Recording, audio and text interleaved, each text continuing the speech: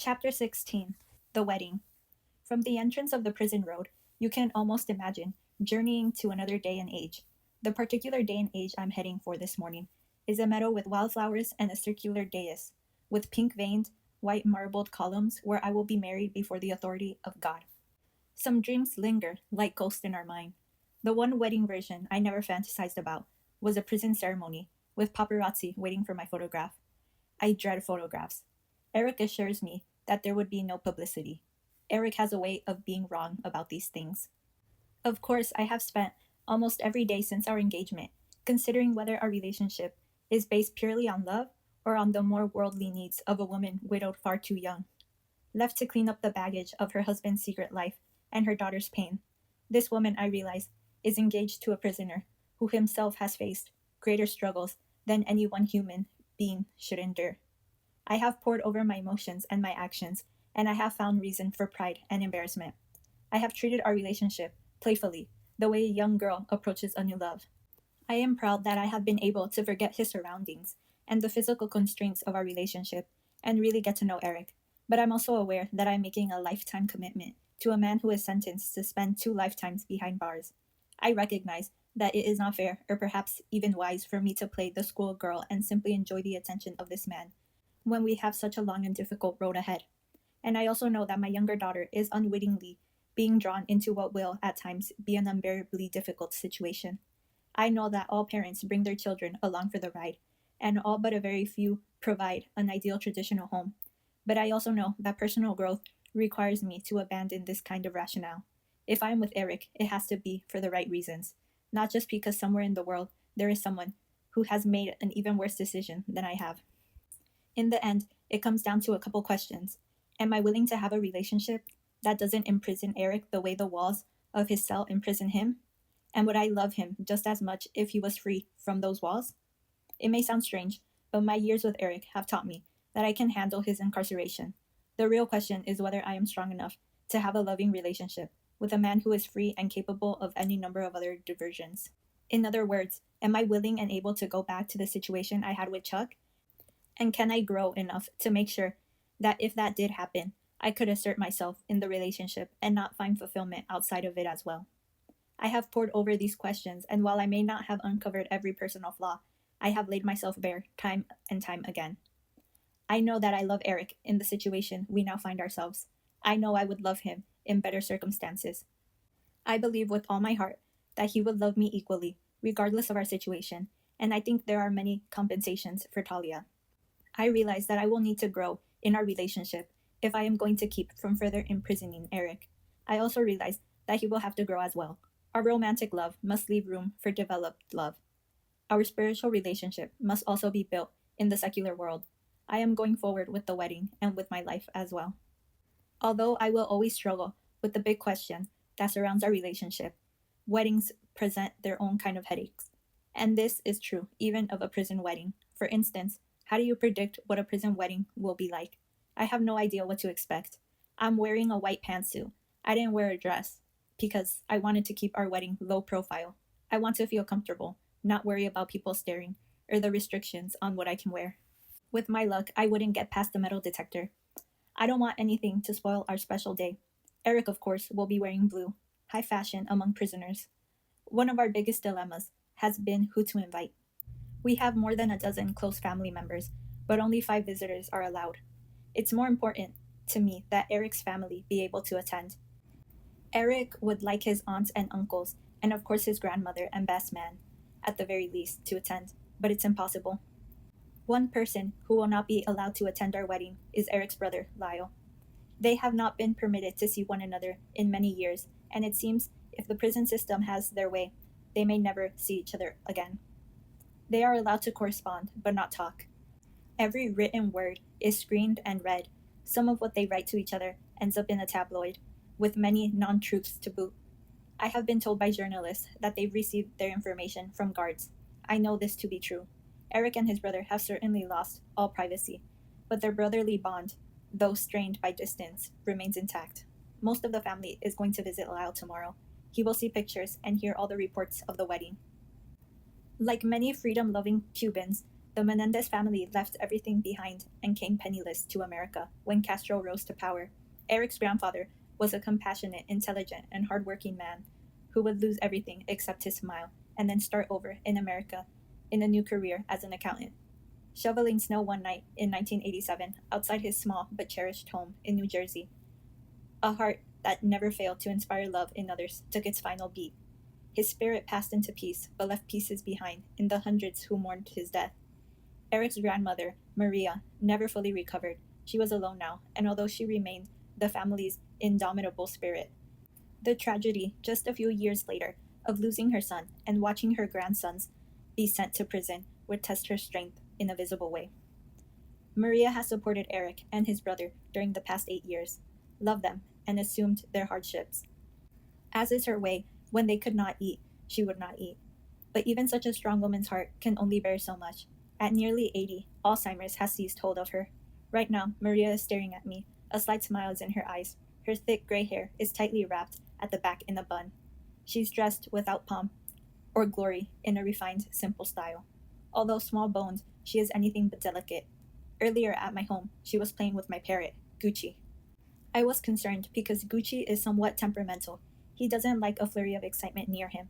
Maria was waving her arms around, like Erik does, and cooing at the parrot. Gucci probably figured he was under attack, so he reached out and bit her. My back was turned. Suddenly, I heard this shriek of laughter. I spun around and saw Gucci with his beak clamped tightly around Maria's finger. She was laughing and pointing at Gucci with her free hand. Gucci was looking up at her like she was a crazy woman. I shushed Gucci away. He warily let go and stepped away. No, no, my dear, Maria said to me in a heavily accented English. He's just having fun. I know how hard Gucci bites, and I know it was painful, yet Maria never complained. I liked her immediately, but I had no way to know that she was about to give me the most special wedding gift of all. Later that day, while gazing at me, she steps forward. Before I can react, she lifts her gentle hand to my face and stares meaningfully into my eyes. Erik loves you, she says. He needs you. I nod to her, a little startled. We're in the visiting processing area, waiting to walk up to visiting. Martha, Joanne, and Andy are standing beside us, watching. Maria is rarely lucid nowadays. Her serious demeanor and tone has abruptly captured everyone's attention. There's no way for me to slink away. I'm like a concerned animal. Maria's eyes are spellbinding. I just stare. He needs you, she repeats, as if I hadn't understood. This is a different time. Much pain. There are things I do not understand, but this I know, my dear. You listen to me. He loves you. He belongs with you. You love him, and there is much more than that, more than this place. She sweeps her arms out around her, clearly knowing exactly where she is. She says a few more things I cannot remember, and then says, You trust me, okay? I know. She laughs, but it isn't the laughter of carefree amusement. There's a serious tone to her. You belong together. You are strong. It is a difficult time, but it's a time you belong together. She smiles. The light now reaches her eyes. He loves you. She pats my cheek. Okay? I nod vigorously, and then she is gone.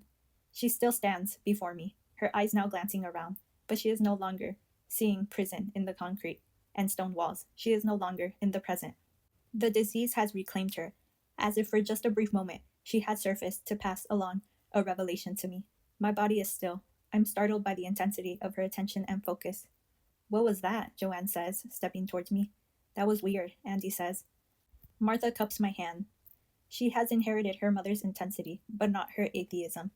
That's part of what made Maria's words so strange to me. She's supposed to be an atheist. Martha, on the other hand, is a devout Catholic, almost fanatical in her devotion to the Lord. Tammy, she says, that was a gift. That was not her speaking. My mother is not a believer. That was the Lord speaking. Jesus was present in her and speaking to you. I'm not sure how to respond after all. It's not often the Lord co-signs for you at your wedding in front of your in-laws. Joanne, an extremely sweet, strong-hearted woman with vivid and beautiful white hair, is Erik's maternal aunt. She is nodding in agreement, intelligent, warm eyes trained on me. Tammy, it was something. Whatever the source of the words, I'm deeply touched by them. They make me feel accepted by Erik's family, and that in itself is a wonderful prize. I will cherish it, I say to them, and I mean it. Erik is waiting at the bottom of the steps, his blue eyes and bright smile beaming. His blue shirt and pants are pressed and creased. His boots are shiny and polished. He looks handsome and happy. Abruptly, like exploding fireworks, cheers and hugs erupt in the boisterous, friendly style of Erik's family. Maria parts the crowd, and Erik hugs his grandmother for a long time. She tears and wipes her eyes. Yes, my dear, she says, stroking his hair. It's good you are with me. Andy greets Erik with a firm hug, like a long lost brother. Andy is almost 3 years younger than Erik. He is the youngest member of the family's generation. Tall, good looking, and newly graduated from college, he has a wide open future. But there's a shadow of sadness in his eyes. Martha tells me that Andy has never really recovered from Erik's incarceration, as if a wound inside of him will not heal. Erik has missed him very much. He insisted that only Andy would be his best man. He is Erik's closest family member, a childhood friend to whom Erik entrusted much of his pain. Erik's family heads to our table. Erik sneaks me aside and snuggles me close to him. He's positively glowing. I am going to marry you today, lady, he informs me. You're going to be the happiest groom on earth, I tease. He presses his lips to mine, silencing me. It's a tender kiss, passionate, that rises in intensity. I push away. You're not even supposed to see the bride, much less kiss her before the wedding ceremony. Oh, let them put me in the hole, he says, pulling me back to him. My hands restrained his chest. Normally, that's not one of the available punishments. Now let go, your family is watching. And sure enough, they are, but they do so sweetly. I don't mind them seeing us together this way. The clerk arrives shortly. They're a likable, married couple who've been conducting weddings for years. They tell us we make a beautiful couple. Erik whispers that's a standard wedding line, but they seem sincerely happy for us. We are taken into a 10 by 10 foot room, usually reserved for attorney visits. It's a tight but cozy fit. Erik and I are at the center, almost facing each other. My bridesmaid, Julie, is next to me. Andy is beside Erik. Maria is next to Andy, and Martha and Joanne squeeze in on the side. The clerks are standing before us, smiling. My heart is racing. This is the moment. I gaze up into Erik's eyes. He is watching me. I know this man. I deeply love him, like I have never loved anyone before. He is my true soulmate. I know he will love me as I have never been loved before. I am as certain of this as I am that the sun will rise tomorrow. I only wish my mother could be here, and some of my friends. But I'm with my new family now. I can feel their warmth and love radiate to us, as if each wore a ray of sun. The clerk begins. We are gathered here in the presence of witnesses for the purpose of uniting in marriage, Erik and Tammy. I remind you both to remember that love, loyalty, and understanding are the foundations of a happy and enduring home. Erik squeezes my hand as the clerk speaks. I can feel his excitement. There's an innocent, endearing quality in him. Innocent in that he has no idea about the challenges married couples face. He sees me with open eyes, but even soulmates have a very hard road. Many don't make it, and yet that same innocence endears me to him. He needs me, I know, more than even he realizes. What he doesn't really know yet is that I need him too. His love heals the most broken part in me. Erik, do you take this woman, Tammy, to be your lawfully wedded wife? Do you promise to love and comfort her, to honor her in sickness and in health, in prosperity and adversity, and forsaking all others, be faithful to her? I do, he says. The clerk asks Erik if he has something to add. Of course, we all know he does. It would be inconceivable for Erik not to have written his own vows. He takes my hand and looks me in my eyes. It's almost hard to believe that I'm standing here before you. Had I dreamed this moment to be, I could have not imagined myself being as happy as I am right now, about to be married to you. Sometimes you walk into the room and you literally steal my breath away. I am so in love with you. Erik goes on about how much he loves me and why. The next of his vows are my favorite. I sure know the road you've chosen at my side won't always be easy for you. There will be times when you'll wonder whether you're strong enough. You are brave for choosing this life with me. I admire you. We both know there will be loneliness and awful pain while we are separated. The solitude is going to challenge our love in many ways, but together I know there isn't anything we can't overcome. Side by side, we will make it on this difficult journey. Whenever you are struggling, hold on to me. I will always carry you. He finishes all his vows and places the ring on my finger. With a smile, the clerk reads the remainder of our vows and then says, By virtue of the authority vested in me, I now pronounce you husband and wife. You may kiss the bride. Erik lowers his lips to mine. He does so with open eyes and an unrestrained smile that says, Despite all else, on this day you are mine. Our rivers have become one, and this river, I vow, will never split apart. We spill out of the room and celebrate with Twinkies instead of cake. Erik doesn't know the cake in the face tradition at weddings, but he's about to find out. We entangle our arms together as if drinking champagne. He's innocently smiling. Pictures are being snapped. We're supposed to feed each other half a Twinkie. Instead, I push my half forward and smear filling across his nose and cheek. He's quick to respond, but not quick enough. Everyone is laughing. I've never seen Erik so joyful. One at a time, his family walks around the room with us. He spends extra time with his grandmother, and then Andy. Andy is one of Erik's relatives who openly treats me like a sister. He knows that Erik and I have found love. He never doubts this, and for it, I have immediate affection for him. However, Andy is seriously depressed. Even his happiness for Erik and me can't mask his inner pain. He has a college degree, but he can't decide on what career to enter. His sweetheart has left him, and he's in shambles over it. He appears to be experiencing what's recently been dubbed a quarter-life crisis. To Erik, who is only now emerging from a life that consisted of one thunderstorm after another, this dismal outlook is inconceivable. He assures Andy that he has a whole life of joy that lies ahead of him. He urges Andy to move to Northern California in order to be closer to us. The one bright event Andy is eager to talk about is a woman he met in South America. According to Andy, she has the ability to see into the eternal planes and read the Akashic records. Andy, being bilingual, would interpret for this woman to the townspeople. They would come to her, and she would describe their guardian angel or spirit guide to them and tell them their soul's name. How much would she charge? Erik asked suspiciously. She never charged anybody, Andy says. Did you believe in her? I ask. He nods, eyes solemn, and with an almost reluctant tone admits, she was the most holy woman I've ever met. Really? I felt so much power and peace around her. That's why I helped her. Erik keeps fingering his new ring. It is white gold to match the platinum one he gave me. Inscribed inside is our special message. I lean against him and whisper, You keep twisting your ring. It's like one of those bondage rings, he teases. At my stunned expression, his eyes light up with a smile, and he squeezes me to him. It means I'm bound to you forever. Andy watches, amused. Perhaps he is wondering if he too will find this kind of joy. I dearly hope he will. Erik is young. He's never been married before. I wonder if he understands the effort a strong marriage and a spiritual union involve. I believe many people enter marriage with the belief that if circumstances go awry or should feelings change, then divorce is an easy and acceptable option. Erik claims to know that a strong marriage takes lots of commitment and work, but knowing it and living it are entirely different matters. There will be 100 reasons for us to give up and leave each other in the years to come. This is true of all marriages, but much more so of ours. Erik's relatives seem genuinely happy for us, but how many of them truly believe we will make it?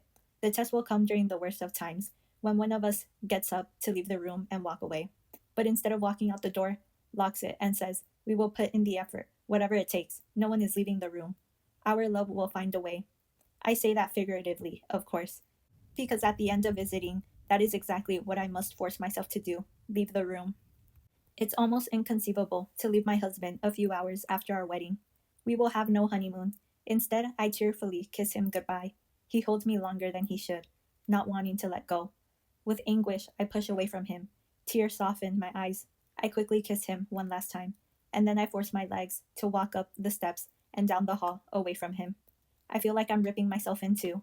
This love is going to be the death of my heart. I spent the night alone, writing in the quiet shadows of my candlelit room, missing Erik with a soulful ache. I know this marriage will test my strength and courage. I am prepared and swear with every fiber of my being that I will not forsake him. I will be true. Life on earth is so brief. I will not waste a day being with a man I do not love. The truth is, my soul would never let me. But even in this moment, I have no way to fully appreciate the depths of pain we will face. The future is to become rockier than I can imagine, and I must learn the truth that even soul love is bound to a very human heart. I wonder what I would have thought during these years before the storm, if I'd known the challenges about to strike would have the force of a hurricane. Yet that's the point. Knowing the future would only frighten us. We might turn away and miss our greatest opportunities to grow and change through love.